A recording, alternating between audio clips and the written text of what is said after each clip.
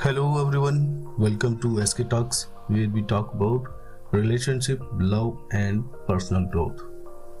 दोस्तों आज हम एक बहुत ही कॉमन और इम्पोर्टेंट सवाल का जवाब देने वाले हैं और वो सवाल है किसी को भूलने में कितना समय लगता है।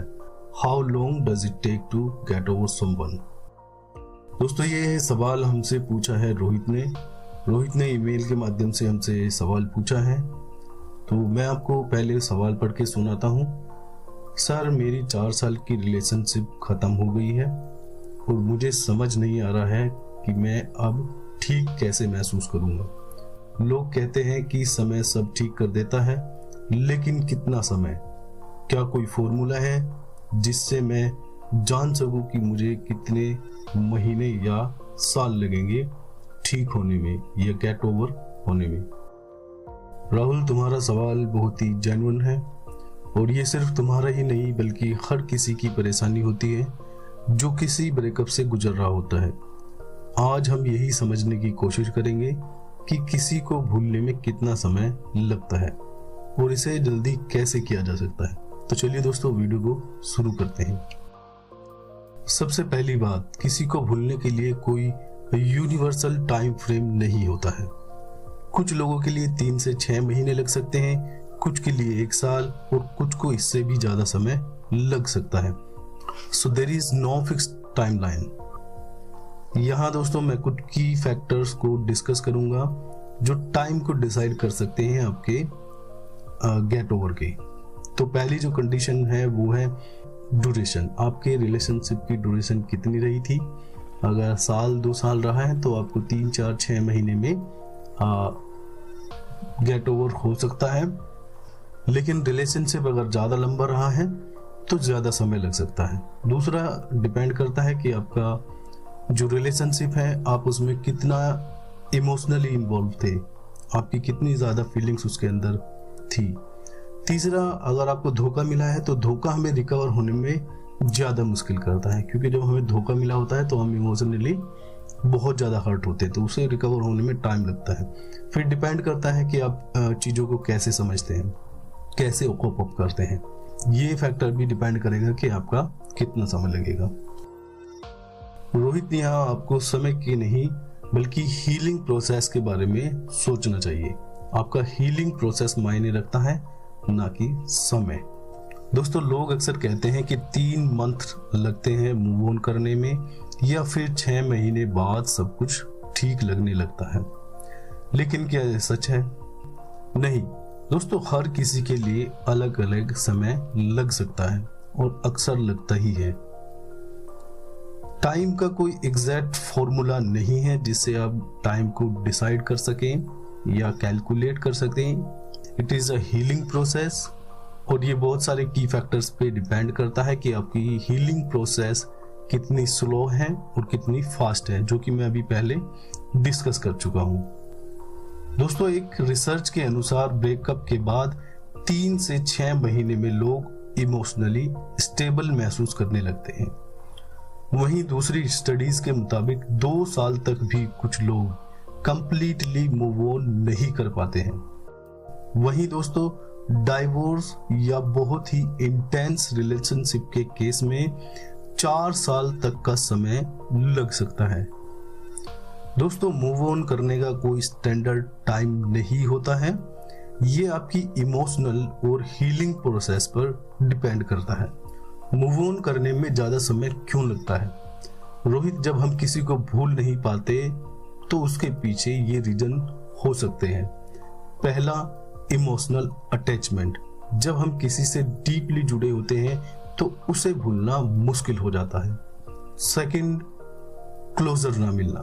अगर ब्रेकअप एकदम अचानक हुआ है, इसका मतलब सही से आपका ब्रेकअप नहीं हुआ है, अचानक हुआ है, आपको लगा एकदम से सब कुछ हो गया, सही से एक दूसरे को अलविदा नहीं कह पाए हैं, सही से आपने प्लान करके एक दूसरे से अलग होना निश्चित नहीं किया है, तो आपके पास बहुत सारे अनआंसर्ड क्वेश्चन रह जाएंगे। यानी कि आपके पास बहुत सारे सवाल रह जाएंगे जिनके जवाब आपके दिमाग में घूमते रहेंगे ये भी आपकी हीलिंग प्रोसेस को थोड़ा स्लो कर सकते हैं। तीसरे नंबर पर ओल्ड मेमोरीज एंड ट्रिगर्स, वो जगह, वो गाने या वो चीजें जो हमें एक्स की याद दिलाते हैं। बहुत सारी चीजें होंगी जो आपको अपनी एक्स की याद दिलाएंगी। कुछ जगह भी होगी, कुछ मौसम भी होंगे, कुछ कलर्स भी होंगे, मतलब बहुत सारी चीजें होंगी। तो ये भी आपकी हीलिंग प्रोसेस को थोड़ा स्लो करते हैं। इसके बाद आता है सेल्फ डाउट। हमें लगता है कि हम फिर से किसी से प्यार नहीं कर पाएंगे। बहुत से लोग वास्तव में ही प्यार नहीं कर पाते हैं, लेकिन आपको खुद को एक मौका देके देखना चाहिए, क्योंकि कई बार हमें अट्रैक्शन या लगाव, एडिक्शन भी प्यार जैसा ही लगने लगता है। तो एक बार अपने आप को मौका दीजिए और देखिए कि आपको सच में रियल लव हुआ था या अभी भी आप किसी से रियल लव कर सकते हैं। अब दोस्तों मैं बात करूंगा कि जल्दी मूव ऑन कैसे करें। उसके लिए मैं कुछ की फैक्टर्स यहाँ बताने वाला हूं। सबसे पहला है नो कॉन्टैक्ट रूल, जो सभी ब्रेकअप्स में काम करता है। इसका मतलब है कि किसी भी तरीके से आपको अपने एक्स से कोई कांटेक्ट नहीं करना है। No calls, no text, no stalking on social media. आपको ना ही मैसेज, ना ही व्हाट्सएप, ना ही कॉल और ना ही फिजिकली जाके बात करनी है। सोशल मीडिया पे हो सके तो उनको ब्लॉक कर दीजिए, ब्लॉक नहीं करना चाहते हैं अनफॉलो कर दीजिए या फिर एटलीस्ट उनको म्यूट कर दीजिए ताकि उनकी नोटिफिकेशन आपको नहीं मिले। और सेकंड है इमोशनल रिलीज। इसका मतलब क्या है? अपने इमोशंस को दबाना नहीं है, अपने इमोशंस को बहने देना है, उनको फील करो।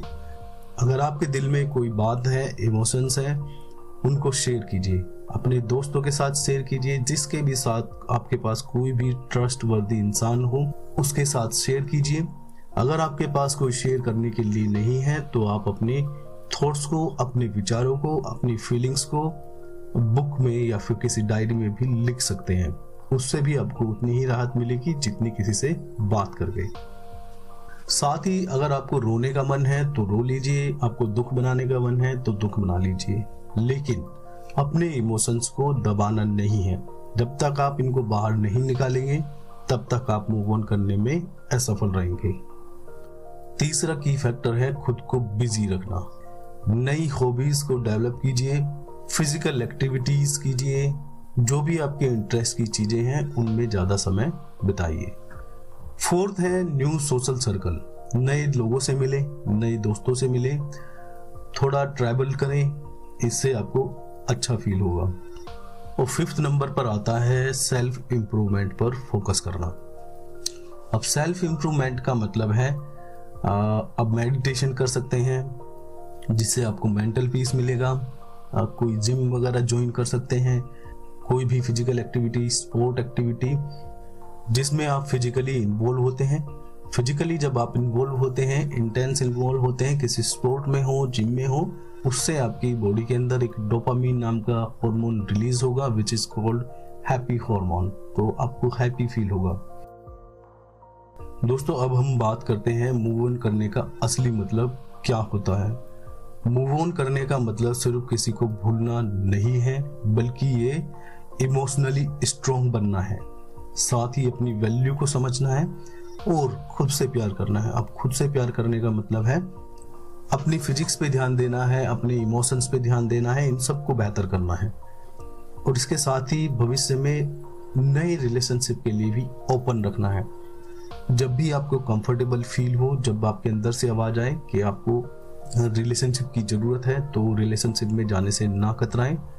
लेकिन जब तक आपको अंदर से आवाज नहीं आती है कि मैं बिल्कुल फिट हूं और मेंटली स्टेबल हूं एक रिलेशनशिप में जाने के लिए, तब आप एक रिलेशनशिप के लिए ओपन रहें। रोहित, किसी को भूलने में कितना समय लगेगा इसका कोई एग्जैक्ट आंसर नहीं है।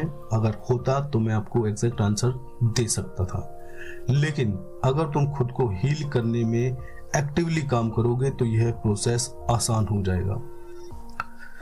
दोस्तों अगर आप में से किसी को भी रिलेशनशिप से जुड़ी कोई भी दिक्कत हो तो बेझिझक कमेंट में अपना सवाल पूछ सकते हैं या फिर आप ईमेल के माध्यम से भी हमसे बात कर सकते हैं। आई होप राहुल आपको इस वीडियो से काफ़ी मदद मिले। दोस्तों अगर आपको वीडियो पसंद आया हो तो वीडियो को लाइक करें और वीडियो को शेयर करें और साथ ही एसके टॉक्स चैनल को सब्सक्राइब करें। तो चलिए दोस्तों मिलते हैं नेक्स्ट वीडियो में। Till then stay strong and stay happy. Thank you.